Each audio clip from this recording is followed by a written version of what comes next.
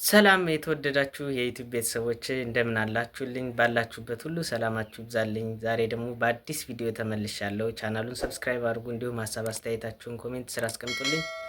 ለዛሬ ከላይ በርዕሱ እንዳያችሁት ዓለም አቀፍ የፓስፖርት ደረጃና እንዲሁም ደግሞ ኢትዮጵያን ፓስፖርት ብቻ በመያዝ ልትገቡባቸው የምትችሉ ያለምንም ቪዛ አገልግሎት ማግኘት የምትችሉባቸው ሀገራቶችን ዘርዘር አድርጌ እንዲሁም ደግሞ ዲቴይል መረጃውን ነግራችኋለሁ ማለት ነው። እንሂድ።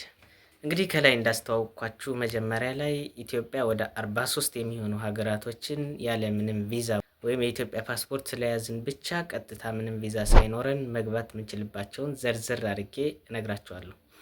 እነዚህም በሶስት ይከፈላሉ። የመጀመሪያዎቹ ቪዛ ፍሪ ይባላሉ። እንደዚህ ከዚህ ከስክሪኑ ላይ የምታዩቸው 13 የሚሆኑ ሀገራቶች ቪዛ ፍሪ ወይም ደግሞ ያለምንም ቪዛ ፓስፖርቱ ብቻ ስለያዝን ቀጥታ ሄደን መጎብኘት እንችላለን ማለት ነው። በሁለተኛ ደረጃ የሚገኙት ደግሞ ቪዛ ኦን አራይቫል ናቸው። እነዚህ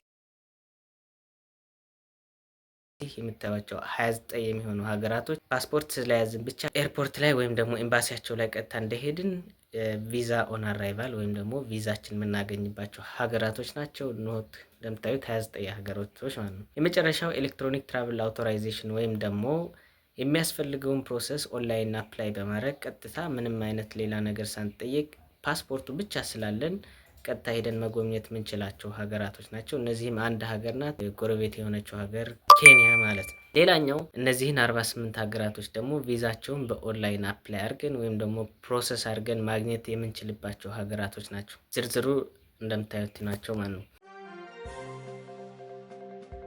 በቀጣይ ወደ መጨረሻ መረጃ ሳልፍ ደግሞ የዓለም አቀፍ የፓስፖርት ራንኪንግ ወጥቷል። እንግዲህ ኢትዮጵያ ስንተኛ ደረጃ ላይ እንደምትገኝም እዚህ ምስል እናያለን። እንግዲህ ዓለም አቀፍ ላይ የመጀመሪያ ጠንካራ ፓስፖርት ያላት ሲንጋፖር ትባላለች። የመጀመሪያ ወደ 193 ሀገር አካባቢ የዚህ ሀገር ፓስፖርት ብቻ ስላላችሁ ሄዳችሁ መጎብኘት ትችላላችሁ። እንዲሁም በሁለተኛ በሶስተኛ ደረጃ የሚገኙትም ከሊስቱ ይሄው እዚህ ስክሪኑ ላይ ለጥፌላችኋለሁ። ኢትዮጵያም እንግዲህ የምትገኝበት ደረጃ እንደሚታየው ነው። እነ ሶማሊያ፣ ኤርትራ እንዲሁም ደግሞ ሌላ ዓለም ላይ ያሉ ሁሉም ሀገራቶች በዚህ መልኩ ተቀምጠዋል ማለት ነው።